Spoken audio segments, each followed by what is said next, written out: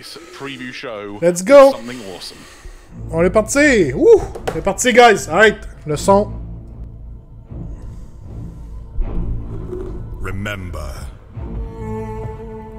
Remember why we fight. Ooh. Chaos won. The dark gods broke us. Demons and blood-pledged warriors wrought ruin, and left only ash and bone in their wake. The mortal realms, so hard won, were lost. In the face of such defeat, the armor of mortals could not hold. Pride, greed, ambition tore apart the alliance the God King had built among the races. It is well then that we are not mortal. Leur stream a de la misère, je pense. Forged in celestial storm, we are the chosen of Sigmar. We are hope manifest, and where we stand, Oh, damn. there will be light in the darkness. No matter the cost.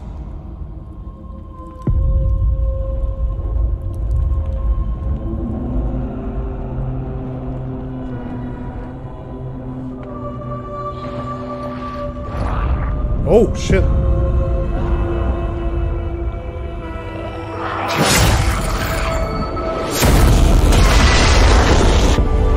Damn! Les nouveaux orques!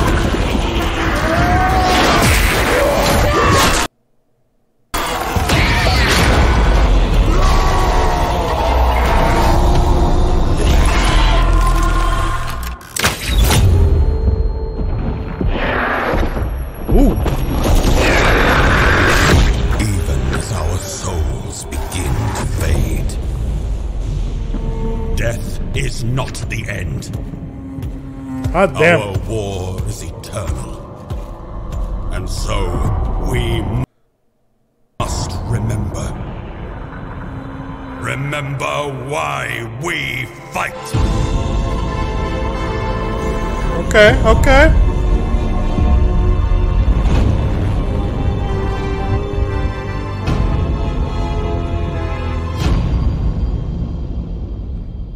Right. We are back, we are still live, and that was the official cinematic trailer for Warhammer Age of Sigmar's 3rd edition. And it's blown my socks off, Eddie, I don't know about you. It's just an incredibly cool piece of footage, Damn. isn't it? I think it's always amazing to see Warhammer miniatures and the worlds and the realms brought to life, and I don't think we've ever seen the mortal realms brought to life in quite such vivid, awesome detail. I think so Ouais, c'est vrai qu'il ressemble aux orques de Lord of the Rings. There's an awful lot of stuff in there that obviously hints at some of the contents in that new box set, so I think we can dive into some of it and have a little look through at some of the screens from the trailer before we open the box set proper. But I think it starts off with Leur stream a de la kind of misère. atmospheric, thematic scene with the lords walking down the corridor. There's pieces of artwork that are familiar to lots of people who've been looking through the. It was really fun. It was really fun seeing the chat call out the things that they recognise as well, and I think that kickstarted the speculation. Adam est overwhelmed et dit Hero underwhelmed. sort of stomps down this amazing sort of processional in Sigmaron. Amazing. Yeah, so these kind of pictures representing the great battles. Le 3D fait un peu vieillotte pour les Stormcast. Ouais, c'était pas le plus beau. Achievements or defeats of the Stormcast throughout the years, which obviously be very familiar to people who've been following the story. But a nice little kind of nod and introduction. If you're new to Warhammer Age of Sigmar, a nice little kind of like, here's a quick catch up with some pictures. But yeah, very, very cool start. And I think this is your favourite scene in the whole. It absolutely is. Yeah, so I had the privilege of seeing this for the first time a few days ago, and I cannot get over how cool this piece of art is. It brings to life Sigmar's sort of kingdom within the realm of Azir, and I love it. It just looks so cool. This enormous bridge, you can see his silhouette as he stomps across. Just everything I could possibly want out of the realm of heavens and Sigmaron, the enormous. Est-ce que c'est Sigmar, ça? Est-ce que c'est Sigmar? And you get a kind of sense of scale of it, don't you? Because I think we've talked a lot about the Realm of Heavens in the past, and it's been described a few times. And there's a few pieces of artwork, but I don't think anything that's quite captured the full spectacle and magic. Ouais, j'espère qu'on va aller à Azir aussi. Sigmarabulum and the kind of scale of Azir before. This huge city, and it's like on a scale larger than almost anything else we've seen in the realms. Yeah, and then I think if I'm not mistaken with what the next picture is, you get the sense of the sort of incredible immortal power of these. The Stormcast, you know, the bits where the lightning lightning sort of emanates from his eyes, and then you see lightning as he grasps the weapons that are handed to him by the warriors around him. Yeah, just look at this scene. You know, they're all preparing to strike down on the lightning itself and into the mortal realms. And I think on the left there, I think we haven't seen those kind of Stormcasts before. There's a new type of Stormcast there with a halberd. Nice. I think that's something we've not seen. And we have seen the guy on the right. That's an Annihilator. We know that, which is one of the new Paladin level Stormcasts. So the heavy hitters. We saw in the trailer itself just how hard they hit. A few of those enemies went flying. Didn't they? When they got absolutely. And it just creates this great image, doesn't it? This fantastic concept of the Stormcast sort of readying for their attacks down into the mortal realms, and obviously they're getting ready to strike down and rescue a city of Sigmar, which is in quite the dire straits. Yeah, absolutely. Speaking of which, right? Okay, the bad guys now. So we got our first real look. We got our first real look in this trailer at the bad guys, the antagonist from the new edition. So I think we can. We haven't seen this before. This appears to be a new kind of faction. I think a few people were calling out hobgoblins or orcs and things, and I think there's a few hints and nods. I'll find this Stormcast like the post the We'll look at this faction in a little bit more detail very, very soon.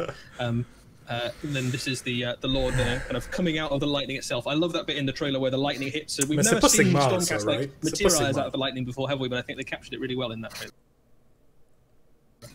I think the chat is divided on whether or not the Stormcast are truly the good guys, which is quite fun. Well, they clearly are. Look at them, they're showing up. I mean, the destruction forces work very hard to kind of secure a victory, and then, you know, out of nowhere, the Stormcast just pop up and steal it from them. If you look carefully, it's well worth a rewatch, and the video will be available on the Warhammer community website, if not by now, certainly in a little while. And in the background, as the city's burning, you can see Duardin and so on being stabbed by the enemies. Yeah, there's a few elves and humans and Duard in there. All right, there's another glimpse there at some of the forces of destruction. So this guy is really interesting because this is obviously a green skin of some sort, but a green skin with a fairly hefty looking ranged weapon, which is very interesting for green skin because most of the time, about the best thing you can do for ranged weapon if you're a green skin player. Ils disent pas leur nom encore, hein? C'est un green skin. A short bow, which doesn't do a huge amount of damage, but this is definitely a cross. Dites-nous leur nom. That can punch through Stormcast armor, as we saw delivered very effectively in the trailer. So at a very different angle. Ils vont-tu passer scène par scène? Not a good day to be wandering around without a shield, I think. And then, well, I'll let you, Eddie. This is your favourite bit. This is the money shot, isn't it? So you've got the Lord of the forces of destruction there on the back of some kind of massive beast. We can see that huge shield. There's a lot of stuff going on in this, and we'll obviously have a look at this in more detail and some of the miniatures themselves. But we can see already kind of hints at that kind of ancient-looking, gnarled, almost kind of squiggish-looking shield, which is a little bit of a nod and a wink to some of your really, really classic Warhammer fantasy orcs. Really, if you go back long enough, that was a kind of staple of your orc shields, but kind of really taken to the nth degree. And then the creature that he's riding, I don't think we've ever seen anything quite like that before, so it could be a brand new monster of some sort. Very cool. I love it. And there we are. I think that was a well worthwhile little tour through the cinematic la boîte. For the new edition of Warhammer Age of Sigmar. Come on. As I said, you'll be able to watch it to its content on warhammercommunity.com, or I imagine YouTube will probably find its way up there, but whichever, make sure you have a good pause, particularly in the bits where there's things happening in the background when you see the city. Oui, je peux voir des bonhommes. It's a really, really well put together trailer. There's loads of little nuggets and details and things, so by all means dive into it, pause it. There's loads of cool little details that will reward you for rewatching and watching through. Yeah, so, vidéo sur le making of de anything else you want to cover cinématique. off about that awesome cinematic trailer, Eddie? Well, I think I'd be curious to know what the people in the chat thought their favourite bit was. If anyone's got a particular moment that they were like, I love Asti that qui bit, étire or, ça, hein. I think we were talking about a little bit before. Ils which sont our en train favourite bits were. d'étirer ça solide. C'est tellement... Like, obviously, I like it when the Forces of Destruction take down that Imperial, Come on. that Stormcast and knock him down a peg or two. That was obviously the best bit. But the particular moment I think that stood out for me is the bit where the Annihilator... Voyons maintenant les crédits, ouais. On Russian orcs, and he just kind of like caves in half under him. That's what a mortal wound looks like, I think. Ouais, je sais. Yeah, you're almost certainly right. Comme ça avec son chat. For me, it's the... it's either the Stormcast... Pas mal plus entertaining, moi, avec mon chat, que d'écouter ces deux-là parler. On va se le dire, là, quand même, là. Lots of people saying things like, show us the models. We will, don't worry. But Show we'll us do it the in our own models. time. I might reset the clock. It'd be pretty cool if we had a box to crack open. Somebody says, please, what are the greenskins? I couldn't agree more. Maybe we'll tell you all about it. I feel like the chat feel like we're teasing them, and that's definitely we might be teasing a little. I mean, I think we're teasing in the coolest possible way with like an absolutely incredible trailer, but we can, I think, without too much more beating around the proverbial bush, probably dive in and show some toy soldiers. All right, well, I'll tell you what, Robot Dragoline says, I like the upcoming bit where you actually show models. Well, That's fair, that's fair. why don't we play the next video and see why? Alright, next video.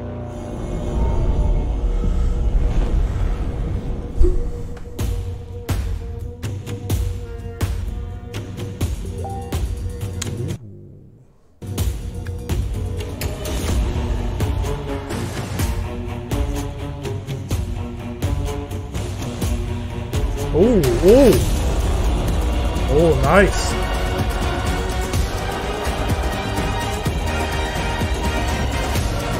Oh, elle est là, elle!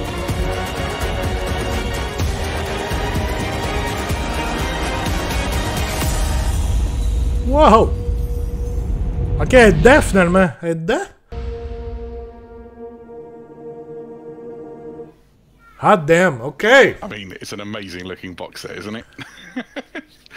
I think probably not wrong to say one of the best Warhammer box sets of any description ever to come out of the Warhammer studio. An absolutely incredible box set of miniatures, I think. But either side is spectacular. I think we're going to start off by diving into the Stormcasts in a bit more detail, but we will quickly come on to what I consider to be the better half. But I think, Adam, you'll be probably the other opinion. Yeah, I'm definitely all in on the Stormcast. And we've seen a few of these before when we did Warhammer Fest. So in Drasta, the Celestial Spear will be familiar to you if you follow along on each of our previous shows. She is an incredible centerpiece model for a Stormcast army and has a really interesting backstory, right, Eddie? Yeah, she does. She is Sigmar's beast killer, basically. So he sends her off to try and find monsters and take them out. So we know a little bit about her already. She's basically a similar sort of level to something like the Celestin Prime, and kind of the interesting thing that she sets up as well is this idea that like Sigmar has several of these kind of champions who have slightly different roles within his forces, but she can put into any storm host. You can paint her whatever color you want. She is like a powerful kind of top tier level character in the Mortal Realms, and it's just really cool that such an awesome centerpiece kit comes in the launch box set for the game as well.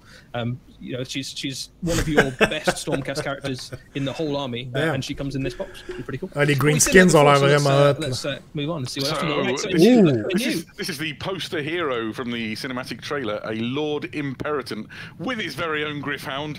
With the Griff Hound. I'm stoked for this guy. I love Stormcast Eternal Heroes. I've painted pretty much one of every one we've done so far, and I can't wait to add this guy to my force. And there's so much to take in. Not only does he have an awesome cloak, not only is he armed with the weapons that would befit the office that he holds, but he also has that fantastic. Même le casque en option, le casque est différent que ce qu'on est habitué d'habitude. Mais je pense que j'aime mieux la version qu'on voit la tête. And as you can see, it's got that same sort of Dwarden stylized image of Sigmar on it.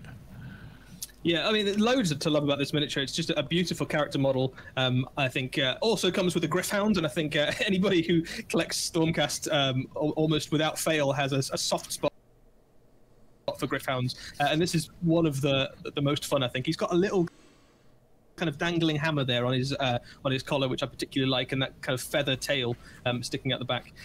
Over the shoulder of the Lord Imperatant as well, you've got a larger kind of Griff beast. So I'm not On dirait Ian McKellen, ouais, j'avoue, c'est vrai. Slain by his enemies, and he's kind of rewarded it, or maybe a beast in the wild of the he's slain. I'm not quite sure on the backstory. Just hope the Griff Hound doesn't think about it too hard, and it'll be fine. Yeah, it might be like Nice. thing. Maybe it's like he killed the biggest one and the rest of them follow him, or maybe it's was a parent of a Griff charger that he rode at one point, and Griff had. I don't quite know how Griff things work. Do they grow up to be Griff chargers? Is that the thing? I couldn't even begin to leave. He's armed with a blessed warhammer and a Stormcaller baton, and his function within the Stormcast armies is that they are essentially the strategists. Think of them as the tacticians, whereas your Lord Celestins are more sort of the front line killing machines. Yeah, so and done in the same sort of armor as the other Stormcast that we've seen. So a Knight Arcanum. So this is your spellcaster mage, a really, really cool looking miniature. I think we're divided, Adam, between which head we think is best, but you get both options in the box. I'm a big fan of the kind of bare kind of face mask thing where very little detail, but kind of the interesting gem set into the forehead. You quite like the unhelmeted version. Yeah, I'll take the unhelmeted one for mine, but I've got to admit that they're both great. I think the mask is very sinister, and as you would expect from a Knight Arcanum, they are capable in sort of the magical arts. I believe the word on the street is they're skilled in deadly arcano-meteorological sorceries, capable of turning the storm itself into a weapon. Yeah, absolutely. Yeah. I think what I like about the face mask and what I like about the fact that you get a choice is that we know that Stormcasts kind of stretch the full gamut, don't we? From people who are like effectively warrior knights, and you could talk to them and converse with them, and they function like a mortal warrior, but with more power. And on the other end of the spectrum, you've got the ones who have been reforged so many times that their personality and their soul and their essence of what made them human has been kind of drained away during the reforging. And I like the idea that the face mask could hide almost any kind of character behind it. So they literally have no personality. Ce dude-là est badass. Ce dude-là est badass. Stormcast model in that box, and that's saying something. I mean, it's un nouveau Knight Vexillor. Best Stormcast Eternals models of all time, and they are a richly served faction. This is the Knight of Exilor with Banner of Apotheosis, and there's just so much to say. I'm going to leap right in by saying, when you look at the reverse angle of this banner, you get the image of an anvil, which is just obviously such a connection to the Anvil of Apotheosis, upon which the Stormcast Eternals are themselves forged. And I love good-looking box. Banners are the best thing. They make your armies look super rad, and this guy has a super bomb diggity banner. I can't wait. Solid. I think I'm right in saying that in the lore, this Banner of Apotheosis actually contains a tiny fragment of the Anvil of Apotheosis itself, and that's where your kind of Sigmarite, which is the mined from the metal of the destroyed world that was, and kind of forged into the armor that makes the Stormcast the meteoric iron, comes from. So it's like not just a cool banner, but literally bringing some of the magic of the realm of heaven with it to the battlefield. I just love the pose on this guy, though. He just looks like he's like nobody's taken that banner off him, are they? Basically. No, it's fantastic, isn't it? If I dip into my notes, it says the banner itself features Grungni's depiction of Sigmar on its front side, while the reverse features depictions of Grungni's tools and anvil on the reverse, a combined icon of the unified efforts that work together to create the Stormcast Eternals and the Thunderstrike armor. Sign me up. What's next? Oh, okay. So Praetors, on les avait pas vus encore. Stormcast Eternals to date. Damn. I've got one of everything. Avec les grosses capes sont hot de même. They are a retinue that act as the bodyguards for Stormcast Eternal heroes, and they don't just connect with them as in, like defend them like any bodyguard would, but they connect with their ward on an arcane spiritual level. So as they fight alongside their masters, they become more like them in sort of mannerism, if not in actual form. And as you can see here, you've got 3 in the set, each one in an incredibly cool pose. I'm hype for these guys. I think any one of these is like as nice as some of the kind of older hero models for Warhammer. Like each one is just an absolutely beautiful kit. I can imagine these being one of those ones that are picked out by painters particularly, because you've got that lovely rich kind of cloak. You've got an opportunity to do some really interesting painting and freehand and stuff with that. You've got the really cool sculptured armor, but what I quite like about the new Stormcast style on a lot of these is you've got a lot of open plates. So if you really want to do some show-off painting, you absolutely can. You can put all sorts of patterns and stuff onto them. Or if you just wanted to paint them gold and cover them with a wash and get them on the table, they'd look very, very cool very quickly. Yeah, and these guys have Soul Guard halberds, and obviously they're wearing the Thunderstrike armor, which is so important in this grim new era.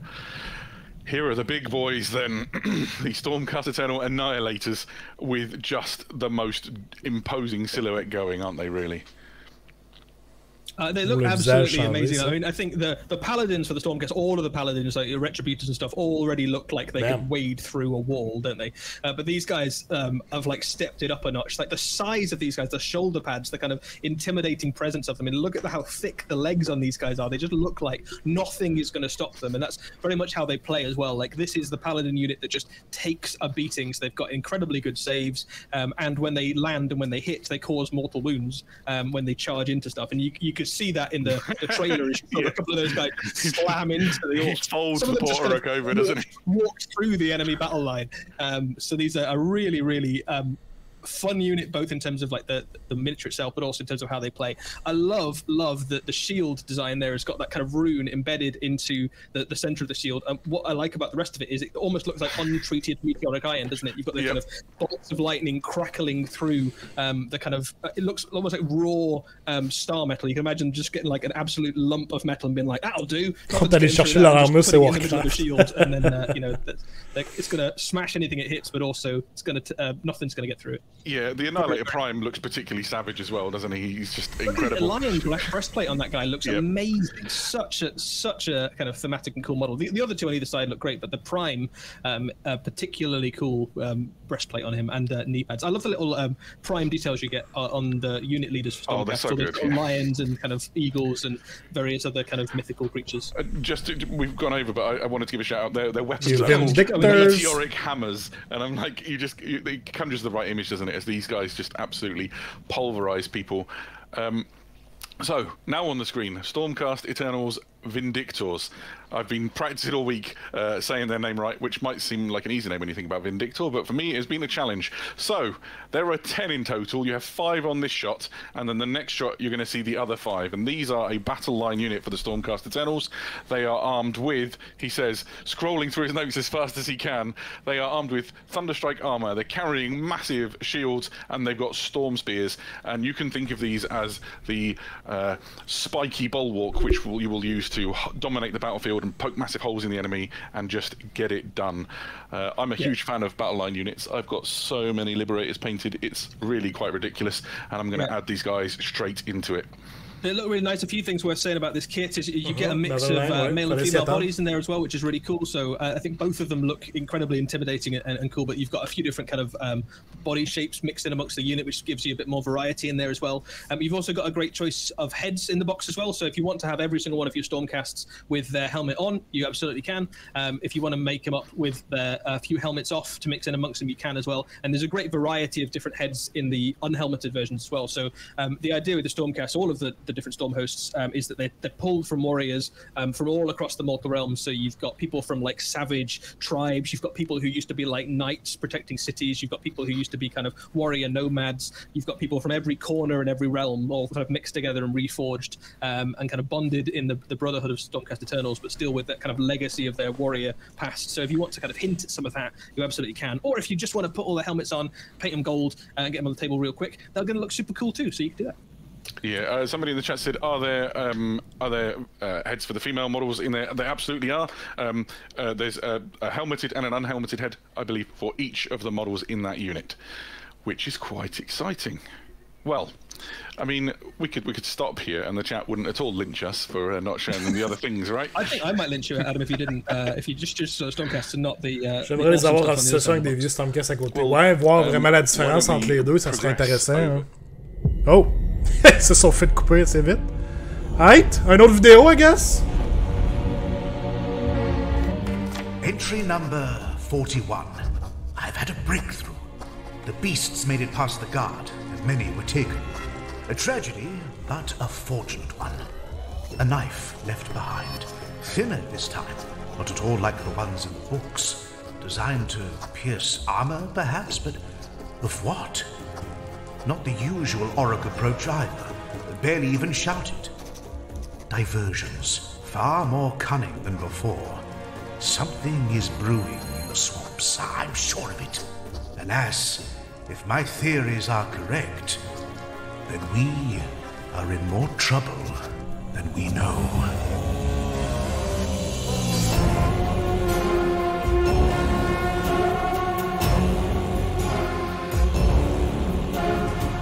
Nice. Upgrot, Gutripaz, Manskewer.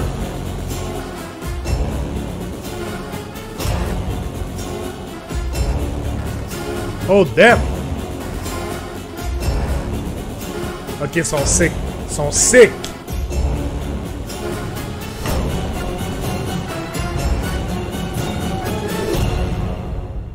Hot damn. If you had told 10-year-old Adam when he got into the Warhammer hobby that we would see models that have this much amazing detail on them in plastic, I would never have believed you. And yet here we are with an incredible new faction or army of Uruks in the other half of our Dominion box. Should we begin here, Eddie? Yeah, absolutely. So I absolutely love these miniatures. They tick absolutely every box I want from a Est-ce que c'est des Cruel Boys? My army for the new Cruel edition. Boys? These are the Cruel Boys, the Uruk Cruel Boys, and they are a combination of Uruks, which are a kind of Uruk Cruel Boys, more gangly breed of Uruks from the swamp, but they fight dirty, they fight cunning. If you imagine that in the kind of wider pantheon of orcs, you've got the kind of Iron Jaws on the one hand, which are all very brutal with a little bit of cunning. They're kind of Gork's boys. These are very much Mork's boys. These are the cunning but still brutal orcs on the other end. So they don't fight fair. They fight from the shadows. They stab you in the back. They shoot you from far away. They'll fight dirty with evil magic tricks and stuff. And they're led by this guy, a killer boss on a great gnash tooth. This is still a fairly hefty looking orc, but it's certainly not quite as beefy as some of the Iron Jaws ones, but he makes up for that by riding around on a great gnash tooth, which is an enormous Check ses petites jambes, il court sur pattes. C'est vrai qu'il y a de la course sur pattes.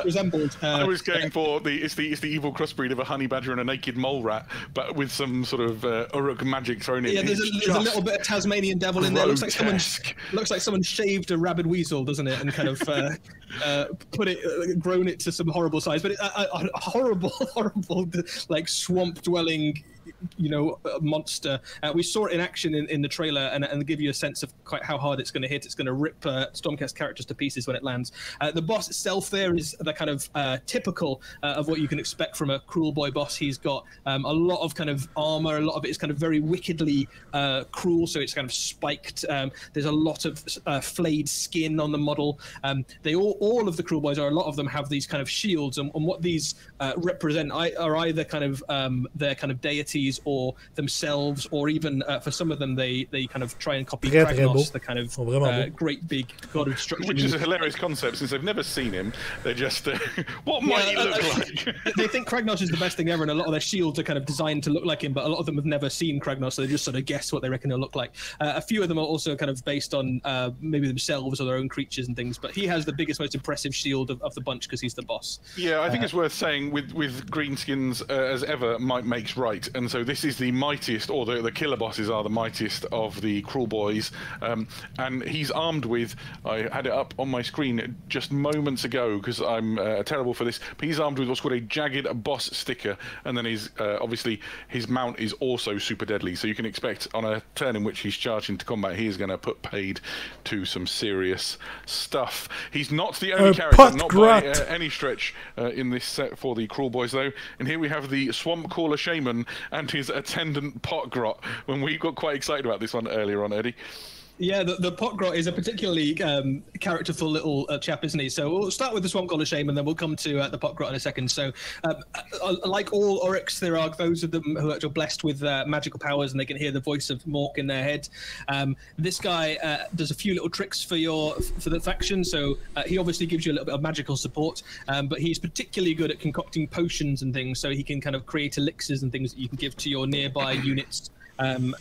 To give them extra abilities. Le chaman est vraiment hot, kind of avec le dos, on voit son dos en arrière. Summon mist and swamps and kind of things to give you some tactical edges on the battlefield. Like all of the Cruel Boys, they don't fight fair, and one of the ways they don't fight fair is that they bring the kind of mists and unpleasantness of the swamp with them wherever they fight and kind of attack you from the murk.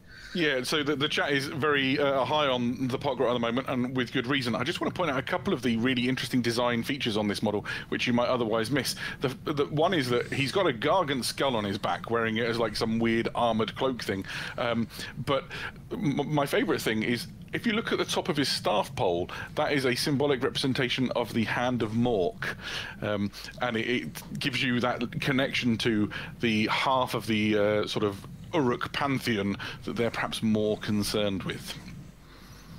Yeah, I think all of the Cruel Boys definitely have more to do with Mork than to do with Gork, although they probably couldn't tell them apart anyway. So there's a little bit of brutal there. Yeah, so if the chat thought that the Potgrot was the thing that was going to steal the show, I present to them its rival in Killerboss with attendant Stabgrot. So this is a Killerboss on foot. It's essentially the same premise as the Killerboss on the enormous beast. However, this one's on foot, and one of his feet is actually on the chest of a soon-to-be-dead, if not already so, Stormcast Eternal. But he is joined by my favourite thing in the Cruel Boys horde, which is a Stabgrot. I mean, how cool is it? It's very cool. That's how cool. So a Stabgrot, what I love about little Stabgrot is he's clearly tried to kit himself out so he looks like a tiny version of the Killer Boss to kind of gain some of his kudos and power, perhaps. And effectively, in game terms, what he does is he runs around behind the Killer Boss, and then whenever your opponent is distracted, he kind of quickly stabs them with his little tiny stabber. Although occasionally you kind of boot him in front of. There's a killing blow intended for the kill boss. You can kind of hold up the little guy. So the best thing. The best thing is the chat's like would die to protect the Stabgrot, and you know, it's like don't ever talk to me or my child again. But the best thing is because it's all sort of Uruk culture, he'll just kick him in front of anybody. He's very attached to him right up until the point where he isn't. Le cruel, ça me dérange pas, c'est la partie boys. Hein? C'est des petits garçons. Ça aurait pu être les cruel men. Uruk cruel men, parce que c'est des hommes, des vrais. And it just goes to show the sort of wicked design cues that the Warhammer miniatures designers are using. There's also an option, you can give him a great big swingy bomby knocker. That's not the technical name, or his honking great big shield, either way. And one. I like the shield. I like the shield so much. They've got such character, haven't they? But you have got a way to make him more offensive if you'd want.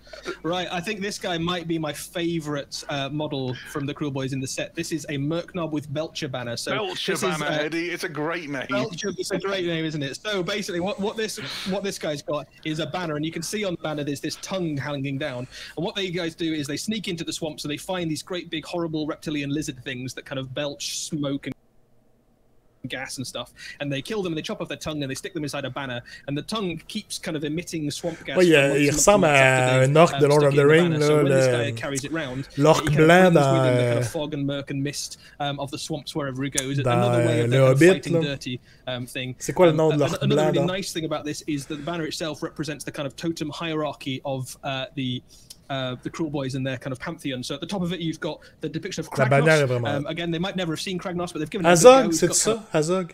He's got like a big red head at the top, and then underneath him you've got the symbol for the orcs themselves, the Uruks, yep. And then right at the bottom you've got the Grots, who are underneath all of that, and then hanging on for good measure are the severed heads of a few enemies who, you know, just to remind anybody who's not in the Pantheon of Destruction who the boss is. Every now and again the chat delivers something that is truly comedy gold, and one green wizard says, okay, this guy got the worst job of the lot. Here, Joe, you get to carry the tongue stick again. I love it. I really do love that connection from sort of, you know, the la tête entre ses jambes a l'air contente, and then through the Uruks, and then the Hobgrots with the teeny tiny little what would you call it, disc, I guess, at the bottom of the banner. Right, but it's not all heroes, although that would be awesome in the set. They are also joined by a number of Uruk units. The Manskewer Bolt Boys, and you saw just how horrendous these can be in that cinematic trailer, as one of these shot the Lord Imperator right in the chest, I guess. What are these like on the battlefield, Eddie? Yeah, so these These are man-skewer bolt boys, and they are a very different thing for Oryx than we've seen before. Most of the time, Oryx like to kind of charge in and do the fighting up close and personal. There are a few within Oryx culture who like to fire from the back of the battlefield and play a little bit dirty. What these guys basically do is they pick off weak targets or targets of opportunity, soften up some stuff ahead of the rest of your cruel boys heading into combat. Your basic cruel boys maybe don't hit quite as hard as something like an Iron Jaw, but they make up for it with softening up the elements of the enemy army ahead of time. Things like that Lord Imperator who was just standing around, looking like a big massive lightning bolt. So in Orc culture, this is considered a big move. You get shot by man-skewer bolt boys. Yeah, now one of the things that I quite like about this is that the cinematic trailer connects quite nicely to the rules that have been produced by the amazing guys in the Warhammer studio. These can be used in one of two ways. They can either do hasty shots, which are quicker and a little bit less, considered, or if they don't move, you can do an aimed shot, which does mortal wounds instead. And I think that's what our poor Lord Imperator was on the receiving end of. Yeah, if you watch the trailer, while he's fighting the kill boss, he's also getting hit by l'infanterie, battle line probablement. Battle line, probablement. By the time that he decides to eventually dissipate into a bolt of lightning, which is probably fair. That's kind of what happens. Right, so these are the gut rippers. This is your battle line unit of cruel boys, and this is basically a unit of Oryx with scary shields and spears. So that, on the face of it, is your kind of standard battle line. They've got a few tricks up their sleeve, and there's a few nice little touches in a unit that make them particularly fun. One of the things that's interesting about them is the way that they fight. Basically, they don't just run in and stab. They kind of taunt their enemy first. They're particularly cruel and savage, so they'll run up and they'll kind of use their shields to intimidate their foes. They'll pull faces. They'll throw curses and things at their enemies first. And a lot of their shields are actually designed to match the Uruk who's carrying it. So if you look at the top left on my screen, you've got the one that's got an eye patch. His shield also has an eye patch because it's kind of modelled after him. So if you imagine these guys are going to run up to the front of the enemy battle line, they're going to bang on the shields, they're going to make a lot of noise, they're going to taunt the enemy, and then probably they're going to get stabbed in the back by the grots or something who are sneaking around behind them before the Uruks charge in. Yeah, absolutely. Somebody in the chat says, "Whoa, oh, right, sneaky like." Yeah, these guys are emerging from the bog. They're still war. Yeah, I reckon you get a good war out of it. I just love the idea of sort of a jostling shield wall of leering faces as they sort of prepare to bring home their charge. And of course, they're not cool. Sorry, go on, Eddie. No, carry on. Well, so they're not the only infantry unit available. The Hobgrot Slitters are joining the fray as part of the Dominion box set. These are my favourite things after the Stabgrot in the Cruel Boys side of the box. These guys are very familiar in terms of the design cues to some things that we maybe know from a world that was. Yeah, so there's some interesting things they bring not only to the army in terms of what they add to it, but also to the lore of the Cruel Boys. So from a gaming perspective, this is basically your chaff skirmish unit. So they're not as powerful as Uruks, but you can use them to take objectives, to screen things. Anybody who plays Warhammer Age of Sigmar knows that you basically need some units whose job it is to die, so your other units don't have to. So they can stand on the things that are important, and they can get charged by stuff that you don't want other stuff to get charged by, that sort of thing. But they have a few tricks up their sleeve, so they're all carrying... you can see that they've got like little grenade things, which are basically very simple explosive devices that they can hurl at their enemies. They're not without defenses. Sont-ils vraiment plus petits que les autres? Win any fights one-on-one, but ganging up, they might be able to take down a couple of Stormcasts between them. But from a lore perspective, they do an interesting thing because these guys are the intermediaries in the kind of weird destruction economy between the Cruel Boys and some darker masters that the Hobgrots have elsewhere, and they trade captives that the Uruks managed to capture in the mortal realms in exchange for iron and weaponry to darker masters they have elsewhere in the realm. So on dirait des 25. Nod to the wider ecosystem, I suppose, of the Age of Sigmar. I saw Raph in person for the first time in a while this week, and he and I were talking about the Hobgrots, and he was super excited by that little nugget of information. Their armor is a slightly different style. They've got these, I can't remember the name of the grenades, what they're called, scrap grenades, which are something, you know, not typical of the Uruk clans, and it links towards this unusual connection, maybe something very familiar from the world that was. And I love it. So you can see that they've got better armor than most of the Uruks have as well. So even though that they the rest of their weaponry is very much kind of makeshift, isn't it? They've got little shivs and they haven't got much in the way of clothing, or maybe that's how they like it. But their armor is slightly better made and manufactured than the stuff that like the Cruel Boys are wearing. Yep. And you get in a box as well, so it's not just one squad of 10 of those. You get two lots of them. And here's the full box set laid out in all of its glory, and it is an absolutely incredible set of miniatures. Yeah, it's a stonking set, isn't it? So you've got 60 Citadel miniatures in total within the box, as well as you'll have a full core book. You've got data cards for all of your units, and then you've got a Start Here War at Amberstone watch book, which you were telling me a little bit about before we began, Eddie. Yeah, so this is basically like the reason these two factions are fighting. Obviously, for a lot of people, this box set is the way to dive into the new edition of Age of Sigmar, and it's a great way to start two different armies. But it's also like a battle in a box, if you want it to be. And War at the Amberstone Watch gives you a little bit of the lore in the background about what's going on, why these two factions are fighting.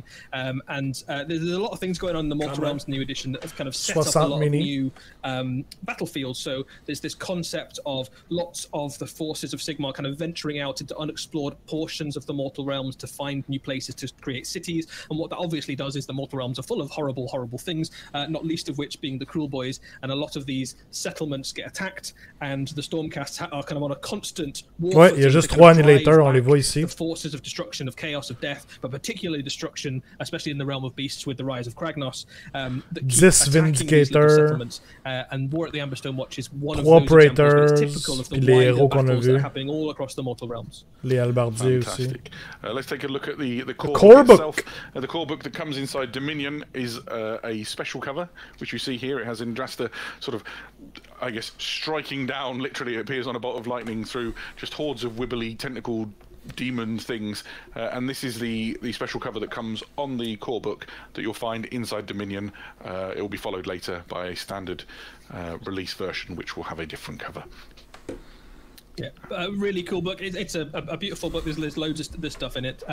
So we have a few other bits and bobs to talk to you about, but if you are looking for miniatures, stick around, please, because the Dominion box set is not the only miniatures that we're going to show you today. So we have a few hints, some of the future stuff that Orcs and Stormcast Eternals will get. But before we dive into that, we have a few other bits and bobs to talk to you about first, specifically about the new edition as a whole. Oh, new edition? Okay. Yes, so...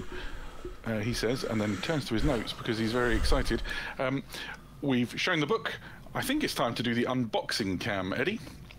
Let's do the unboxing cam. I apologise in advance, guys, if this gets wobbly and strange, because I'm going to simultaneously live unboxing. Be unboxing, and then my poor old dog was very confused today when I went downstairs and stole his grooming table. Mrs. Troke is not in the house, so nobody could stop me. Although if we could not mention to her that I stapled this mat to it, that would be for the best. I'm going to unbox mine at the same time, I think, and I'm just going to enjoy that new box smell for a little bit. See, a lot of people get very excited about the new shaky cam, so... I mean, I don't object to it, but it's certainly never been a thing for me. So here we are, I'm lifting the lid. I think you're just wrong, Adam. The new box smell is like one of the top 5 things about the new box. Well, I try and make the new box sound. That's the thing I like to do. It smells great. For those of you who appreciate... It's so heavy. Those of you who appreciate new box smell, it does smell. It smells great. It smells great. Ooh, it's the little things sometimes. They've gone for the black inline as well. I like it. So you have this is really to protect the contents of the box, but you've got a really nice piece of artwork on some card, and then you are in Sprue City. Can everybody see this all right? Yeah. So I've got hobgrots coming out of my ears. I'm going to put these to the side. I need to find somebody in the office or something who wants to trade their other Uruks for more hobgrots, because I want... Ça donne mal au cœur. J'ai l'impression d'écouter Blair Witch Project. The Vindictors, 2 frames of Vindictors. It's very exciting. Yeah, so there's a hell of a lot of detail on these miniatures. There's loads and loads of cool little bits. I think I'm just looking through them now. I think obviously these are beautiful miniatures. I think all of the stuff the studio's been putting out recently is... C'est des Sprue, là. Ils peuvent... They are push fit, so If you didn't want to glue them, it looks like you could probably put the vast majority of these together without the need for glue, which is pretty cool. Push fit quand même. Okay. Sure none of the heads ever fall off. Patty's take le follow. Thank you, my dude. Set for push fit kit as well, so you do have options for heads and for unhelmeted heads. So it looks like for most of the Stormcast. Yeah, so I believe each of the Vindictus certainly has an option of 2 heads. Eddie, the chat is asking quite. On peut faire un unboxing, mais genre des sprues, c'est des sprues, ok? Montrez-moi les autres contents de la box. Montrez-moi c'est quoi que je vais avoir, le core book dedans, tout ça là. It will be available to pre-order in the month of June. We don't have the exact date for you today, but it will be available to pre-order in June. We have made an awful lot of this box, but if you do want to get yourself a copy, it will definitely be worth pre-ordering it when the time comes. We are confident we've made an awful lot of them, but it will be available while stocks last. Box. So the chat says, get them close if you want to see the details. So I have this, and what I thought I could do is maybe lift them up and put them on that, and it might get a clearer picture. So here we have the Praetors, which are my personal favourites. I want to see what we've got for head options for a start. I'm quite excited. So we've got 1, 2, 3 helmeted heads and 1... Okay. 4 helmeted heads? Oh, that means you can do one not as a prime if you want to. Okay, and then it looks like you've got an unhelmeted head potentially for at least 2 of them. That's pretty cool. You've also got these nice little oh my god, things in life sometimes that delight this particular trope. And you've got all these little... Je vais baisser le son un peu là, en attendant qu'il fait juste ça là. Pendant qu'il nous montre les sprues. Montre-moi c'est quoi que j'ai dans la core box. Faites juste me montrer, j'ai-tu des dés, j'ai-tu des règles pour mesurer, le core book ressemble à quoi? Montrez-moi les War Scroll cards. Montrez-moi ce qu'il y a dedans, pas juste chaque sprue, my god!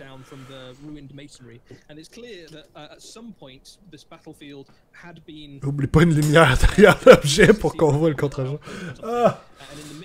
C'est juste une sprue, là. Je sais que c'est nouveau, mais c'est du plastique, là. Baptiste, moi, c'est mon bout de préf.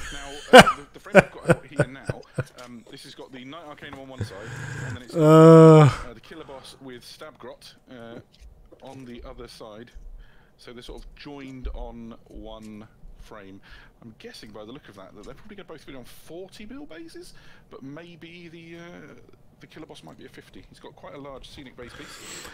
Il y en a genre 12, je sais, il y en a des pros à se passer à la vitesse qu'il va. C'est tout juste s'il les split pas en deux pour les montrer séparés. It's amazing. One of the things that never ceases to absolutely blow my mind, I don't know if you can get a decent look at this, guys, is the pieces that the Warhammer design team make these models into. This halo piece here and just how it connects to the shoulder of the Lord Imperator is amazing. The Griff Hound is on the same frame as him, so it's his attendant. Ouais, ça va être un fond noir après, puis on va recommencer.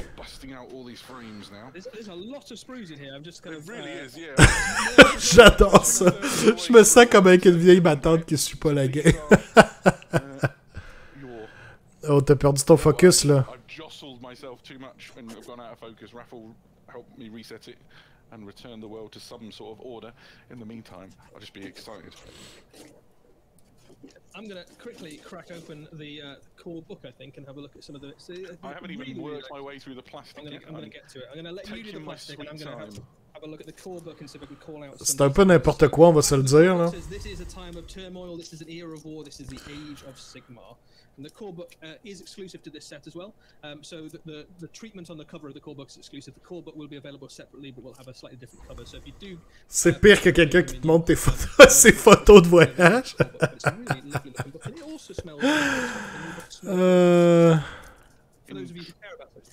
Indrasta comes on the same frame as the Night Vexillor and the cool. Cool. Which makes me think that this will be the first place you can get her, but not necessarily the only. I'm very excited. I love the shields, man. I got to admit, they are amazing. And I like it when all the little back details are put on as well. Although I'm not one of these people who builds things in sub-assemblies. Whack it all together, throw paint in it, hope it works. That is my strategy for life. You have another divider here. It is exactly the same as the other one. Oh, I like how that looks. That's really good. So we've got these two little flaps, which have got an assortment of bases nestled away underneath them. I'm going to whip out all the bases now. We have one great big bag of bases. This is a mixture of, you know, standard 25mm slotters. You've got some 40s in there with the double slots. Ça, c'est nos magasins. Ça, c'est à la place. 60mm, and then this is going to be for the killer boss riding his horrendous monster. And we've got a little pack which contains all the. It feels very lucky to be doing this. So we've got Dominion, the instruction guide, no less. So if you're like me and a bit of a numpty when it comes to putting models together, you can sink your teeth into this. Somebody was asking me loads of questions about bases. Should you be listening still? You have 22 25mm bases, 14 32mm bases, 22 40mm bases, one 65, and one 105mm oval. So if you were excited about base sizes, not me, but if you are, some people really like base sizes. It's a commonly asked question in the chat, and I don't blame them. And then here we have the start here, War Amber Watch, Amber Stone Watch, and it's got some narrative. It looks like it's got loads of lore detail on all the characters and creatures inside of it. I might turn the light off on that, see if that gives you a better picture. I don't know if that helps or not. Yep, fantastic. Doesn't contain the rules because they're all on these, which is a lovely set of cards. I'm just gonna rip the paper. Don't do it. Désolé pour le unboxing. Patis avec le resub. Tu es beau, je t'aime. Merci, Pat. Tu mets un peu de joie dans ce stream de regardons un unboxing. Préparez vos print screens. I'm just going to go straight through because I want to know what a meteoric hammer does for an annihilator. Exclusive right now. Oh yeah, all right. So 3 attacks, 3+ to hit, 3+ to wound, -1 rend, and 2 damage. That is quite awesome. I'm going to have a proper read of those later. So okay, that's off camera, guys. And then, the surprisingly massive core book, which, how do I open that? I've cracked this open myself, and it's 360 pages, so it's a hefty tome.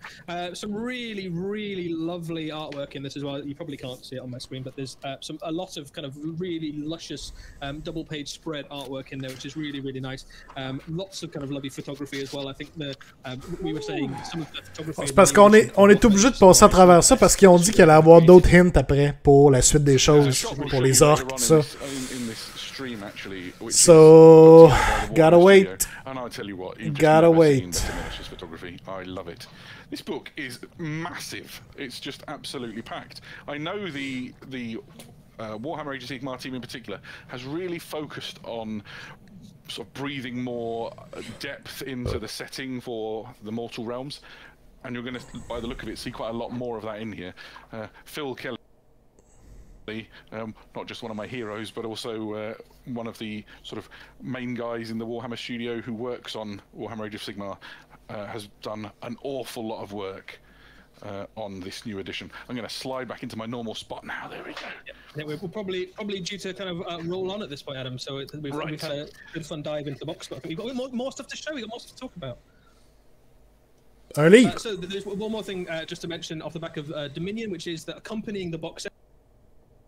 Available separately. There will be a new novel about Dominion from Darius Hinks, which will give you the kind of story of the stuff we sing in the box set. So this will be the tale of the Stormcast Eternal versus the Cruel Boys. Darius Hinks is a Black Library author with a fine vintage of stories. Particularly enjoyed his Warhammer Fantasy Battle Orion series, for anyone who's read that, but he's done an awful lot of good stuff for all of Warhammer, so there's a good novel on the way to accompany your new edition. Soul Wars était nice, j'espère que celui-là va être bon aussi. We've cracked open our core books, but we haven't really talked in any detail about what's new for the actual oui, probablement le gros core book dedans, oui. A little bit of help from one of the guys in the Warhammer community team for that.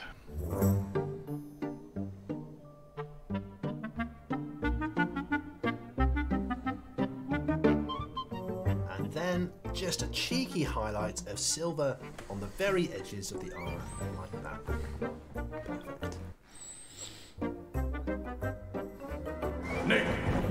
Nick! Nick! It is I, the benevolent and omnipotent Sigmar. Sigmar himself! Silence! We have no time for inane mortal babblings. Now tell me, what are you doing? Well, I'm just painting these new Stormcast Eternals. They're cool and all, but... I said silence. Sigmar does not engage in idle chit-chat. I am here to give you 8 new things about the new Warhammer Age of Sigmar. Ok, ok, j'écoute. 1. This is the best rule set you have ever seen. Period. Cleaner, clearer, and more elegant than ever before. Amazing! And I thought they couldn't get any Leur stream a de la misère. better. They can, and they have. Ok. These are rules you could take home to meet your parents. 2. Your heroes have more to do than ever before. That means more command points and more abilities. Crikey! Yes!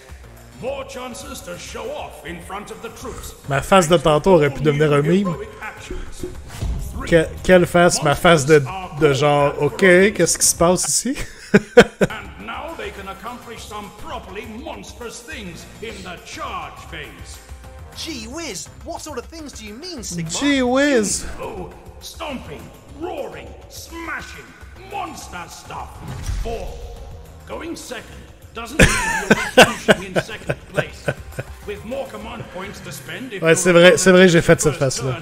You'll have ample time and resources to disrupt their moves. Does that mean there'll be less downtime?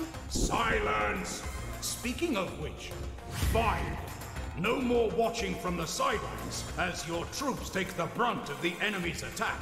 Use reactive command abilities in every phase of the game to interrupt your opponent and frustrate their plans. 6. Endless spells are back and more vicious than ever. Nice. With predatory endless Aha! spells now moving in every Yes! phase. That means double the magical mayhem. 7. Endless spell moving in every hero phase? Ways using different core battalions. It's simple, flexible, and you even get some cool new abilities to try out. Wow! Surely there can't be anything else? Incorrect. I said 8, and I meant it. Sigmar never lies, apart from to Nagash. That guy sucks. 8. Send your army on a path to glory campaign and see your cheery little warriors rise from bumbling farmhands to mighty conquerors. Take territory and earn artifacts, spells, and other shiny trinkets. Praise be to Sigmar! Well, there you have it from the big man himself. You get all of this and some rather swanky miniatures in the new Dominion box, the best Warhammer Age of Sigmar box set we've ever seen. Right, Nick, gotta go. The mortal realms aren't going to save themselves. The greatest box set ever! Representations of Sigmar in this video may not be representative of the God King himself. Divine intervention should be neither inferred nor expected. At least some persons in this video are in... Well, first of all, hats off to Nick Brayton from the Warhammer community team for being such a good sport and helping And Sigmar himself. and helping potentially Sigmar to deliver 8 amazing things about the new edition. I think my favourite one on that list, considering how much I've enjoyed delving into Crusade, is the talk of all the narrative fun you're going to be able to have with Path to Glory. What about you, Eddie? Which one stands out? I think certainly talking to the Age of Sigmar team about this, they're particularly excited about the opportunities that narrative can bring to Age of Sigmar. Narrative, as right from the beginning of Age of Sigmar, has been a really important part of how you can present it and how you can play it. I think bye, Tony. excited about Monsters and Heroes. Pour ceux qui veulent rester après le stream, on va retourner voir tout ce qu'ils ont montré, puis on va jaser. J'ai d'autres choses à annoncer, by the way. J'ai d'autres choses à annoncer. And then also the Stay hydrated, merci. Spells being able to do more cooler stuff. I haven't used much in the way of Predatory spells yet. There's always seems to be something slightly better for the points in the army, but actually if they're getting better... Ouais, fuck les bound endless spell, Pat. No, no, no. Who doesn't want a massive flaming mouth flying around the big jaws, I love that model so much, but I've just not managed to find a place for it. Ouais, moi aussi j'ai tiré pour des annonces, je fais la même chose qu'eux. Right, so somebody in the chat asked a question that I believe I can answer. I would say say I can answer this with 85% certainty. I've been looking on the frame, and I think that the Indrasta head is always bareheaded. I don't think there's a different option.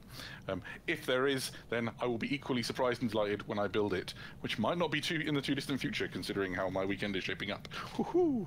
Right, so we have basically just dived into Dominion. We have looked at the cinematic trailer. We've delved into the box and looked at both factions. That's got to be it, right, Eddie? That's got to be everything we've got today. I think we might have promised more models, Adam. I think we might have a few. Y a-t-il une release date, maybe? Ils vont peut-être nous dire. Well, around the time of this release, following hot on the heels of Dominion, will be some extra releases for the Stormcast Eternals. So let's have a look. Oh, d'autres modèles Stormcast. Oh! Oh!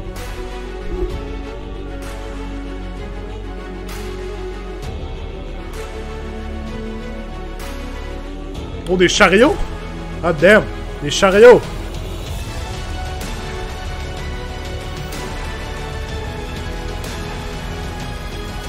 Ah, damn! What the fuck?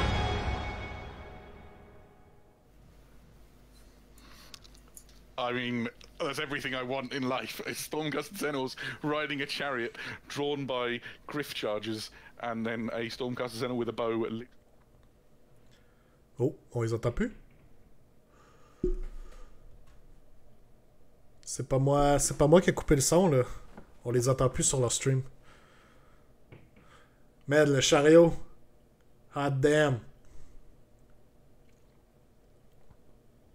Un Knight Judicator. Ça a l'air d'être un big boy archer. Hein?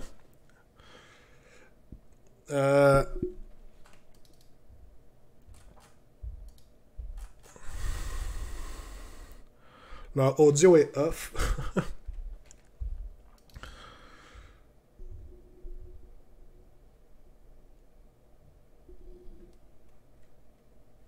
Leur audio est off. Ben, coudonc, on les entendra pas parler de ça.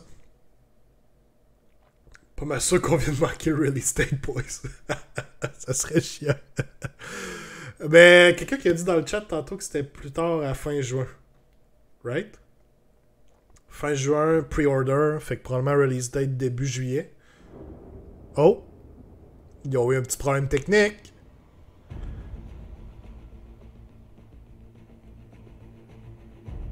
Un petit problème technique, ils vont revenir, I guess.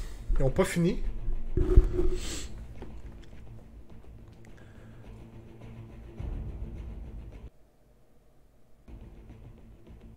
Oh, right. They're back. Now, after a small technical issue, we should be back. Somebody tell me in the chat if you can hear my voice. That would be useful.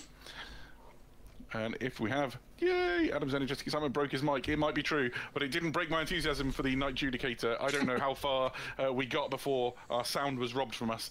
But Eddie, you were enthusing. We'll just super quickly summarise. I don't know if they heard me or not, but basically, the Griff Hounds look amazing. They're leaping across the battlefield. They're going to eat some forces of chaos. All the Griff Hounds, obviously, we've ever made are brilliant, but these ones are particularly cool. And the Knight Judicator himself looks like an ancient Greek hero of old from the classical world, about to put a bolt through the head of some kind of arcane absolutely. colossus. And his bow isn't just any bow, it is a Terminus great bow. It literally has Terminus in its name. Let's shoot some things. If you imagine that Stormcast Eternals are already like immortal, montrez-moi ce chariot-là. Kind of Montrez-moi ce chariot. Forged armor, probably 6 or 7 feet tall. So that bow is probably, you know, poking through the second story of a building if you decided to walk indoors with it. So that is an enormous bow. So it's like the size of bolt throwers. And this is my favourite. Look at it. It's a chariot pulled by Griff chargers. Come on. It's so cool. He's got a Stormcast leading off the side with an enormous bow and arrow. It's got a Stormcast leading off the Strike other side chariot. with a great big hand axe. It's got 2 Griff chargers with specially adapted paw-type claw thingamajogs to make them gallop more effectively. It's everything you need in life. Even doesn't require sort of reins between the riders and the mounts, because such is the synergy between the Stormcast Eternals and their Griff Charger friends. I love it. I could probably give you some cool Storm Strike Chariot facts if you give me a moment. So just looking at the model again, it's kind of reminiscent of that kind of almost kind of classical aesthetic that some of these Stormcasts are. Bon, les habiletés de légence des deux factions, bon, tant mieux, tant mieux. Il doit y avoir un Battletome qui s'en vient prochainement, on peut pas croire. Ils vont avoir un Battletome, là. Peut-être qu'ils vont le montrer à la fin. Chariot. There's the human skull you can see at the bottom of the base, so you can imagine the size of those things. Those are not the size of horses; they are a lot bigger, and that bow is about the size of a bolt thrower, so it is a big old chariot. If you follow the lore of the Stormcast Eternals, this Stormstrike chariot hails from the Angelus Conclave, and its sole purpose is to deliver devastating charges and harass the enemy ranks. They are equipped with a great stormbow and a Stormstrike axe, or potentially you can swap one of those out for a tempestuous spear. More on that closer to its release. I don't even know what that is. We haven't seen Me one of neither, those. but I like the idea of Sounds stabbing cool. people as you go past on a chariot. Not really, just for Stormcast, right? No real. You're not allowed to do it in real life. It's frowned upon, but you can. I don't even think I'm allowed a chariot in real life. Shocking.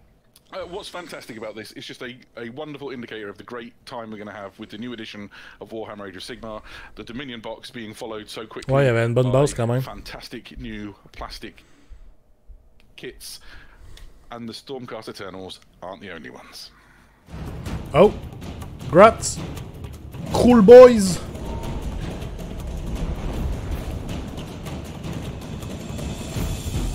Oh. Des balistes. C'est bon, hein?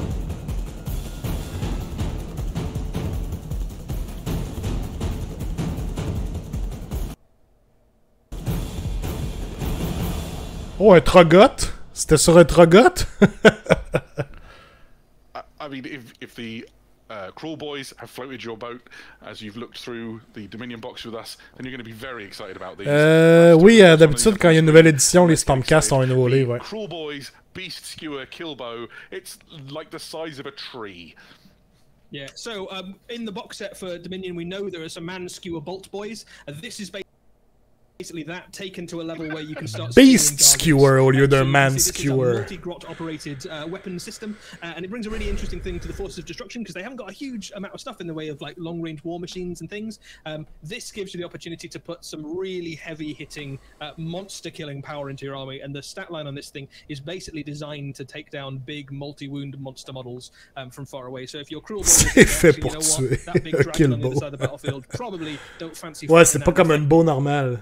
Fight. It would be really great if that could just die from far away and we could pick off the Il enemy. précise ici que c'est pour tuer. Thing you put in your army to do that. A very fun miniature and one that fits absolutely perfectly with the rest of your Dominion set. The Cruel Boys are obviously like a new kind of breed, a new style of orc, so you may well decide that you want to kind of theme your entire collection. Il y a quand même du stock à montrer aujourd'hui, if hein. that is what you want to do with them. You'll be pleased to know that there's plenty of stuff coming to allow you to make an entirely Cruel Boys themed army. The other way that you can field your Cruel Boys is if you have an Uruk War Clans army, you can mix them in amongst things like Iron Jaws and Bone Splitters. All of those continue to exist, but if you just super love the Cruel Boys like I do, then you can look forward to having plenty of stuff to expand your Dominion collection into a full army. And the other thing is this guy, which is a Cruel Boys Breaker Boss, which is one of my favorite models of the whole year, and that is saying something because we've had some doozies. This is a Breaker Boss on Maya Brute Troggoth. So this one of the themes of the Cruel Boys is that, as well as kind of coming out of the swamps with all of these unpleasant uruks and hobgrots and things, they also come out with monsters from the swamps, and there's all sorts of kind of strange, gangly, unpleasant creatures that they've managed to kind of stir from the dark places of the mortal realms, especially the realm of beasts. This is a J'en veux 10, s'il vous plaît, merci. Who lives in the swamps, is a particularly grumpy, unpleasant, brutal Troggoth, and on the back of it you've got a Breaker Boss, and his job basically is one of the Cruel Boys who tames these big massive beasts, and you can see the brand on the back of the Maya Brute Troggoth there. This is one that's been, I suppose, tamed. It's probably a slightly strong word, but it's a Maya Brute Troggoth that you can point in the right direction. Il y a un beholder comme ceinture, ouais. C'est vrai. Anybody who gets too close to his Troggoth, but there are two really nice little features I want to point out to the people watching. One is they have matching gut plates. That's not only fun but cute, and the gut plate on the big Maya Brute Troggoth, ooh, say that in a hurry, is sensational. On the back, it's got this really cute pillow to stop him getting too chafed by the pole upon which the Breaker Boss sits. The Breaker Boss is armed with a Bident Goad, and then the Troggoth himself has iron-bound clubs. I don't know what they do yet, but they sound wacky. They're going to make a mess if you get hit. Yeah. I mean, this is a big miniature as well. So if you're looking for something to expand your Dominion box, you want a nice big kind of cool centerpiece hero/monstery model to put in amongst your Cruel Boys. This is going to be right up your street. I think it just a really fun miniature that takes that idea of the Cruel Boys in another interesting direction. You can see that kind of brand in the top right there as well. All of the creatures of the Cruel Boys have a brand on them. They also have one on that great Gnarltooth that's in the box as well, which matches the kind of symbol of the guy on the back of it. So you can see it looks like the gut plate with the kind of one eye and the, un autre cauchemar à transporter. Match the kind of owner, I suppose. And there we are. It has been an incredible rush for the last, I don't know, hour and 20 minutes or so as we have delved in to this sensational new edition. There's a question going around in the chat I don't have an answer for. Somebody was asking, are the games going to be played on the same size table? He needs to make a rapid decision on his gaming table for his house. I'm afraid I don't know. Do you know? We can answer that. So the new edition of Warhammer Age of Sigmar uses the same gaming size scale as Warhammer 40,000. So if you have current edition of Age of Sigmar and all Confirmé. build, you can still absolutely use those and they still count as official, they still work. But the sizes of game, particularly for match play, are designed to be effectively take your battlefields from something like Warcry and you can scale them up kind of, you have 2 of them or 4 of them or 8. Confirmé, réduction de la grosseur du board pour Age of Sigmar, comme 40K. If there's any other questions we've seen rattling around, we might have a few minutes just to kind of answer any kind of prominent ones about the Dominion box set. I think we've dealt with most of it. A quick reminder, this is available to pre-order in June. It will be available while stock lasts, but we have made an awful lot of them. So if you want to get your hands on it, and why would you not, because it's an absolutely incredible box set, do please look to pre-order it when the time comes. And this is. C'est quoi la grandeur exacte? C'est 4 boards de Warcry, c'est 44 par. C'est quoi donc? Faudrait que je recheck c'était quoi. It's so good, isn't it?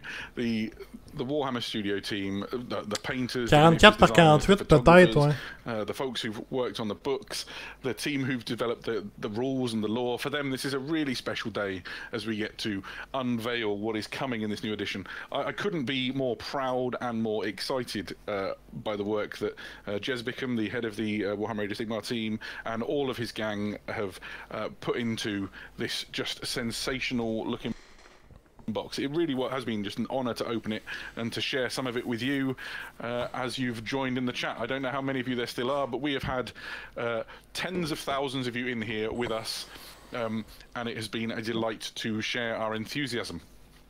What remains for the rest of this is for us to thank you all so much for coming and for spending, I don't know, an hour and a quarter with us and getting excited about Warhammer Age of Sigmar. Quoi 2021 is à dire de plus à la fin? And this Sinon, on va aller sur Warhammer Community. I'm sorry. It's because I'm hyped to get my paws on this box properly. As soon as we stop the stream, you're going to be diving in. Somebody in the chat said they got the impression that Mrs. T had perhaps wasn't around this weekend, and they're dead right. So it's me and the dog and a box of Warhammer Age of Sigmar. This is all coming later in June. Please, if you want more information about what's coming and all of the things that you've seen in this stream today, make sure you go over to warhammercommunity.com and there'll be a full article which covers everything we've talked about today. Maybe there'll be some extra details. You can rewatch the video again. It'll be awesome. And then keep your eye on warhammercommunity.com for more information as we go. If you go over to Warhammer Age of Sigmar's website, you can find the link at the top of Warcom. You can subscribe to a newsletter so you can be the first to hear all the latest information. We will be bringing you updates throughout the month so that you can join the hype and be as excited as we are about the new edition. Yeah. Right. Just a few questions I've seen kind of flying by in the chat. I just wanted to quickly address. So there's a couple of questions there about price. We don't have the exact price for you today, but this is a similar sort of size of box set to the Indomitus box set that we have last year. So you can infer from that what you want, but that's not the exact price, but it's in that kind of ballpark. There's a question about battle tomes. So obviously, whenever you have a new edition of anything, Age of Sigmar, those models in that box are going to need some rules somewhere. So again, no specifics on battle tomes yet, but certainly battle tomes are a thing, will continue to be a thing, and we'll support the miniatures that get released. So again, read into that what you will. And then I think everything else, Adam, you've most of the other big points that you've covered fairly well there. Well, in that case, what remains is to do some thanks. I've already thanked them, but I will thank them again. The Warhammer Studio team, all of you from the miniature designers and conceptualizers to the heavy metal team who painted, the army painting teams who did more, the book layout guys, the photographers. Quelle longue phrase pour dire que les Battletomes s'en viennent, mais sans le dire. On le sait que ça s'en vient, c'est pas la fin du monde. Thank you guys, you are awesome. Thank you to the moderators who've been helping the chat flow smoothly. Thank you to Raph behind the scenes who presses buttons and does things, and to the Warcom team where they've been joining in with moderation, posting on social media, or just making all of these images and videos and stuff that you've seen throughout the show. Thank you, everybody. Eddie, thank you for being my companion through this and sharing the enthusiasm. Very happy to be here, Adam. Very happy to be here. Most of all, to everybody who has joined us in the chat, from wherever you are in the world, it has been just a delight to share this excitement with you. From myself, Adam Troke, from Eddie Eccles, and from Raph behind the scenes, it has been great. We'll see you again very soon. Bye bye. Good night. Ok, il n'y a rien d'autre. Parfait, c'est réglé. Ah, ça, on ne le remonte pas, ça. Ok. Hey! Gab qui vient d'arriver dans le chat.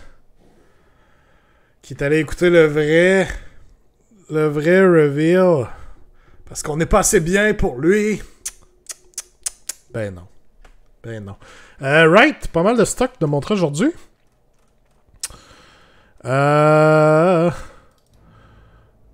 enlever le son, là. Alright. C'est quoi vos impressions, guys? Sur la nouvelle boîte.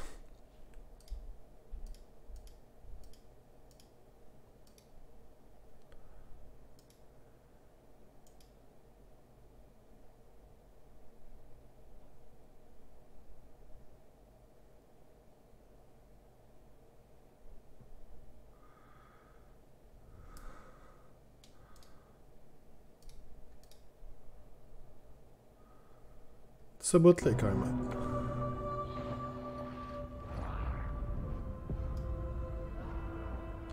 No, il tue des dwarfs.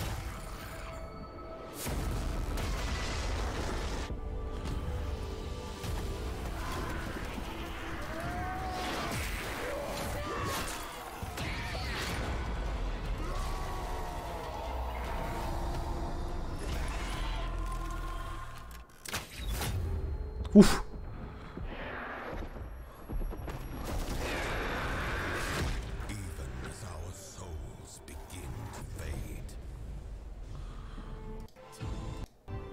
Ok.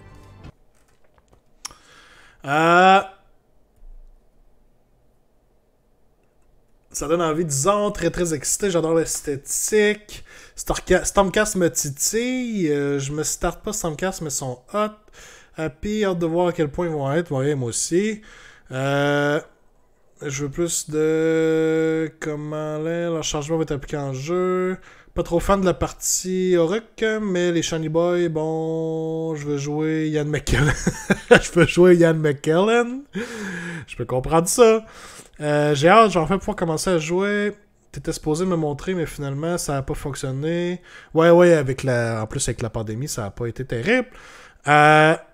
Ça n'a pas fait une chance, comme ça, j'aurais pas besoin de réapprendre les règles. Ouais, ben c'est ça. Si vous voulez commencer Age of Sigmar, c'est le... On va grossir ça. C'est le meilleur moment quand une nouvelle édition drop, effectivement. Beaucoup plus simple que d'essayer d'apprendre une édition puis de passer tout de suite à une autre.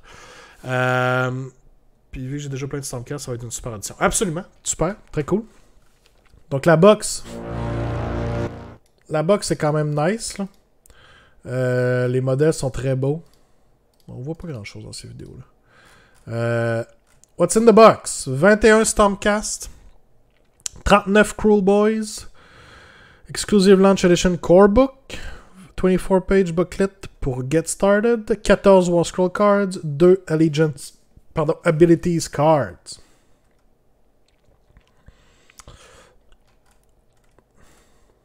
Indrasta va être là-dedans. Très cool. J'ai hâte de me prendre des Geminids dans la face 2 fois par tour. On a tous hâte. Je vais pouvoir dire que j'ai gagné mon pari contre Kev. Hein? Clairement, en tout cas, ils ont montré les Endless Spells actuels dans le vidéo. Donc, faut croire qu'ils vont rester. N'est-ce pas? Il y a une vidéo du unboxing. Ouais, non, on va laisser faire la vidéo du unboxing. Indrasta, on l'avait déjà vu. Très cool. Maintenant, ils ont confirmé qu'il était dans la boîte. Le Lord Imperatant. Ian McKellen pour les intimes. Avec, moi, j'aime mieux le visage que le casque, mais bon, c'est intéressant. Le modèle est cool. Le modèle est cool. Ils veulent sortir des Griff Hound. Hein? Ça paraît qu'ils veulent sortir des Griff Hound. On a le Knight Arcanum avec un genre de masque fucké. Je vais voir où on s'en va avec ça. Knight Vexillor with Banner of Apotheosis, qui est selon moi la plus belle miniature de la boîte. En tout cas, pour côté Stormcast, insane. Vraiment insane. J'adore. Prends-moi toutes, Games Drummer Shop. Je pense que Tognor va se pogner une boîte. Ça ressemble à ça. Oh, ça n'a pas été loadé. Qu'est-ce qui se passe? On va... Ah, ok. Les Praetors, que j'ai trouvé... Les caps sont belles, mais le reste du modèle, j'ai trouvé assez ordinaire. Même comparé au Chariot. Le Chariot est nice. Mais un dos avec une bannière de même, personnellement, moi, ça vient me chercher plus. J'adore la pose. Tiens la bannière comme ça. J'adore avec l'épée sur le side. Le Chariot... Le Chariot est beau, mais c'est limite un peu silly. Mais bon, c'est à mon goût.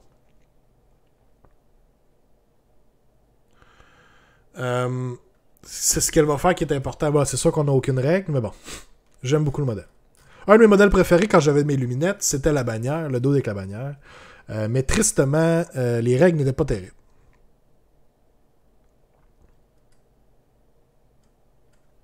Tu joues EOS, Xav, c'est normal que ce soit silly. Bon. Ouais, mais il y a du trop silly des fois, quand même. Fait que les Praetors, j'ai trouvé ordinaires.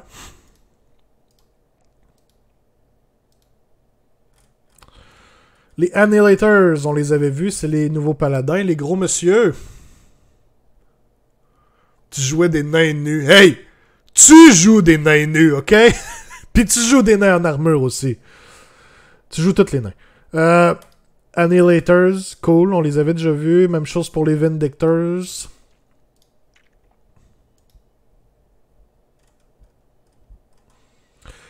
Et ensuite, les Cruel Boys.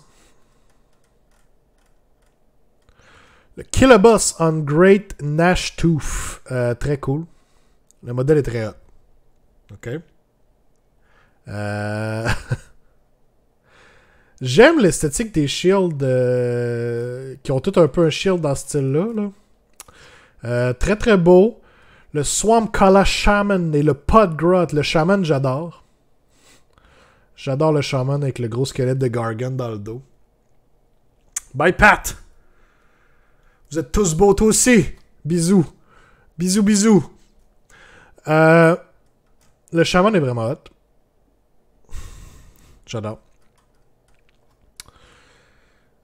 Killaboss with Stab Grot est quand même malade aussi. Le Stab Grot est insane, on va se le dire. Je veux un Stab Grot qui ride un crabe. Le dude avec la bannière, il ressemble à Azog. Ouais, il est plus bas. Ici, le Merc Knob with Belchabana. Quand même cool aussi. La bannière est belle.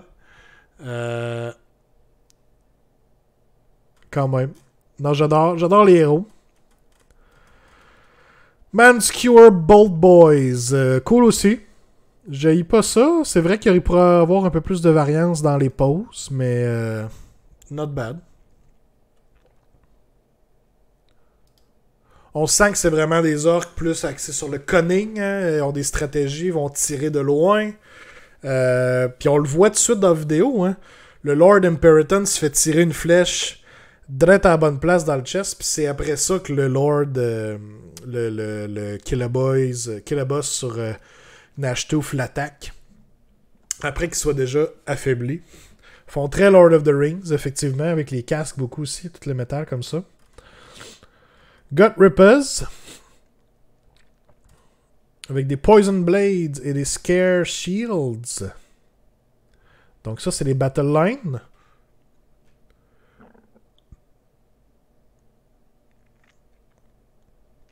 Ils ont confirmé que c'était des orques. C'est des orques, là. Fait que... C'est des Cruel Boys Oryx, ou Oryx Cruel Boys, là, peu importe. J'aime bien leur look en termes de battle line. Assez simple, mais efficace. Les Hobgrot Slitters. Ça, c'est des genres de Hobgoblins, carrément. Ouais, eux autres ici. Donc un peu plus gros que des gobelins. Mais pas tout à fait des orques. Et ils viennent moins me chercher, eux autres. Ils les trouvent plus ordinaires.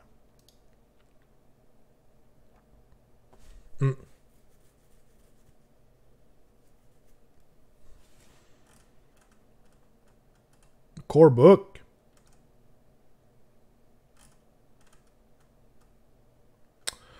« 360 pages, donc on va voir tout ce qu'il faut là-dedans. On a un Start Here, comme on avait dans l'autre. On a des War Scroll Cards. Il n'y a pas de dés, il n'y a pas de... En tout cas, c'était pas écrit tantôt, il n'y a pas de dés, il n'y a pas de mesureur, il n'y a rien de ça. Il me semble qu'il y en avait dans le Starter Box de la 2e édition. Donc, dommage pour ça. Dommage pour ça. Et finalement, ce qu'ils nous ont montré, la vidéo. Certaines choses pour la nouvelle édition. Entre autres, on a su que les Endless Spells allaient s'activer dans la Hero Phase. Il va y avoir des command ability à utiliser dans les phases ennemies. Dans toutes les phases ennemies, supposément. Pour créer plus d'interaction entre les joueurs. Et qu'est-ce qui s'en vient après Dominion? Bon, on a eu droit au Night Judicator et au Stormstrike Chariot. Quand même badass. Quand même badass. Et les Cruel Boys ont eu droit à leur Beast Skewer Killbow, la grosse baliste, et le Breakaboss on Mire Brute Throgot. Un gros monstre. J'aime la face, le visage du leader ici avec le genre de masque de crâne, on dirait d'oiseau. J'aime bien. Era of the Beast, le livre. Et when... ils disent qu'il y en a eu beaucoup. Available to pre-order in June. On n'a pas de date précise. On n'a pas de date précise. Right. Gros preview quand même. Un tirage sur un méga gargant carrément. Juin, c'est la semaine prochaine, gars. Ouais, je pense que ça va être plus tard en juin. C'est quoi vos impressions, guys? Y en a-tu qui achètent la boîte? Est-ce que vous startez Stormcast? Est-ce que vous startez les Cruel Boys? Qu'est-ce que vous en pensez? Moi, personnellement, je starte aucune de ces deux armées-là. Parce que je suis un Chaos Lord maintenant. Et il faut que je m'en tienne à ça. Silent Usher du Cruel Boys. Nice. Ils vont look good sur la table. Moi, je pense qu'ils vont être très très beaux sur la table. Je te confirme qu'il y avait des dés et des rulers dans la 2.0. Oh, oui, ben, il me semblait aussi. Je l'ai acheté, moi aussi, le starter box de la deuxième. Puis, il me semble qu'il y avait ça dedans. Mais moins de figurines. Bon, tant qu'à ça, on est aussi bien d'avoir des figurines. C'est sûr et certain. Mais en tant que starter box, je trouvais ça normal qu'ils mettent du stock pour te starter. Je continue Stormcast et cherche preneur pour les orques. Nice. Je suis encore sur le fence entre Luminette et Soulblight, mais ils sont très hot. Ok. Mon armée Doc et Slaves of Darkness sont presque finis. Ouais, fait que c'est le temps d'une autre armée. Clairement.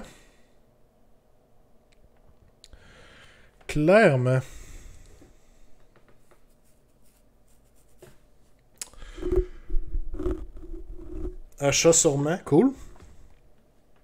C'est ça, on a hâte de voir. Oh, El Wario qui fait son entrée dans le chat, qui dit AOS Bot Rating. C'est quoi ce projet-là? El Wario, le goal de 50 subs, c'est qu'on fasse un épisode spécial sur les meilleurs bot ratings de AOS.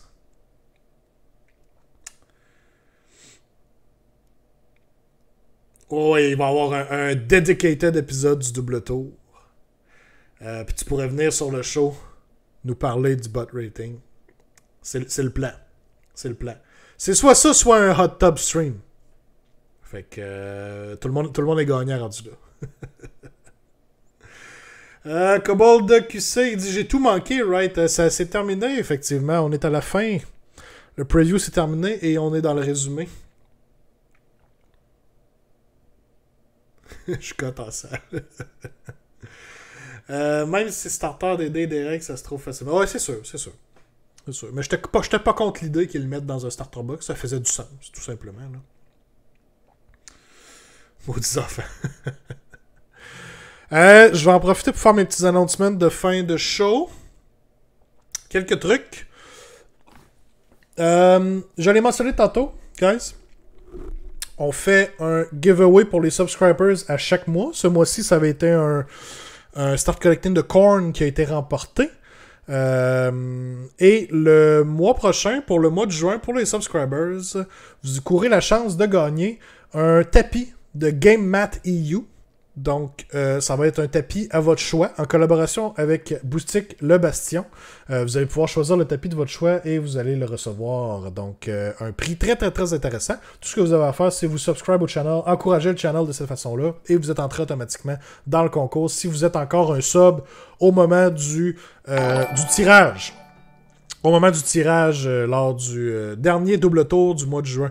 Merci, Kobold QC, pour le Prime, pour le sub. Thank you. Donc, première chose, c'est ça.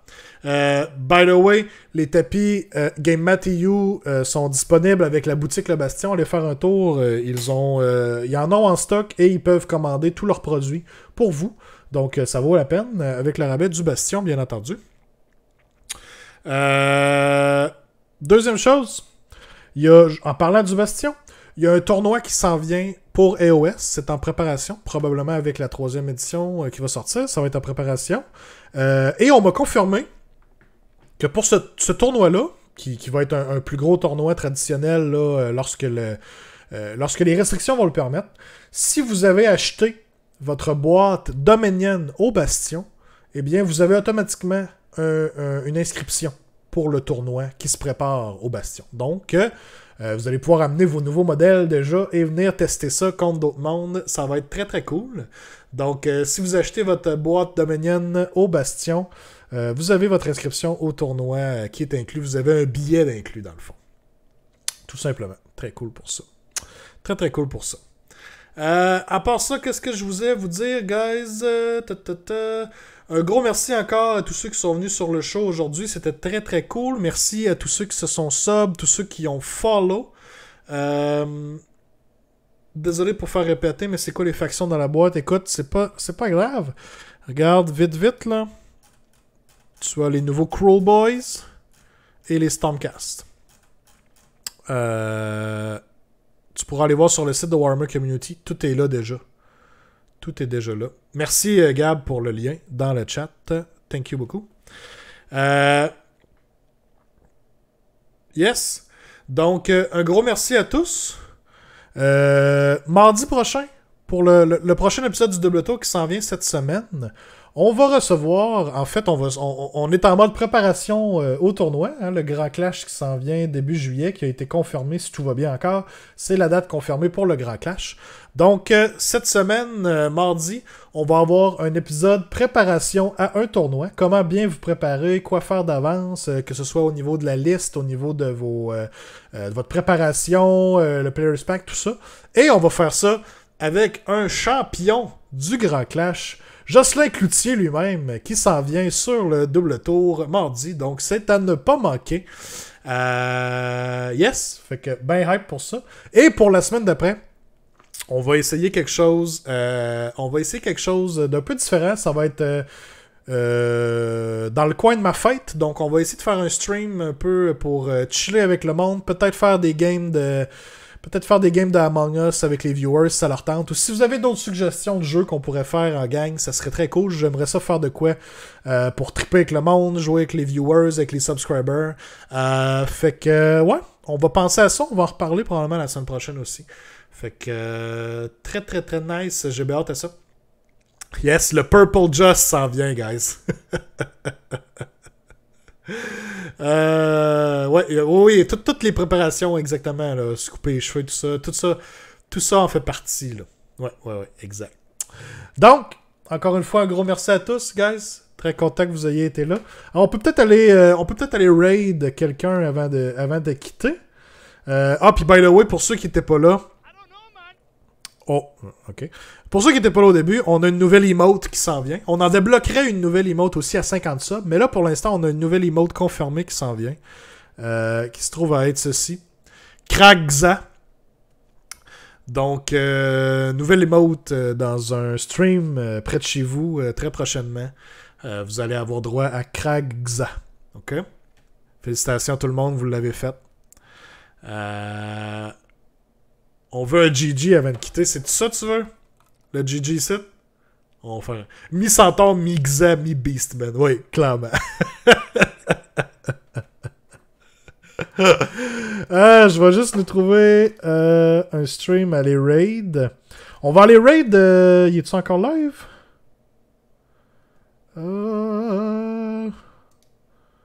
Non, il est plus live malheureusement. Je pensais que Heywo était encore live, vu qu'il était venu dans le chat tantôt. Non, il est plus live. Triste. Très très triste. Warhammer.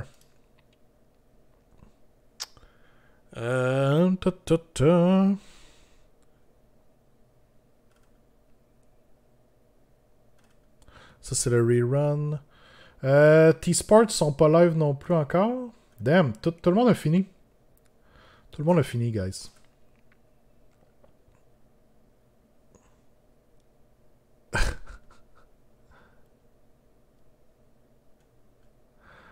On va aller raid The Hobby Room. Why not?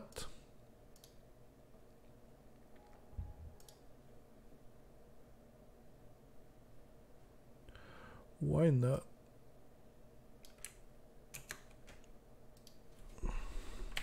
Raid. Et voilà. The Hobby Room. Comme ça. OK. Fait que, un gros merci à tout le monde, guys. Je vous souhaite une excellente fin de soirée. Fin de journée, plutôt.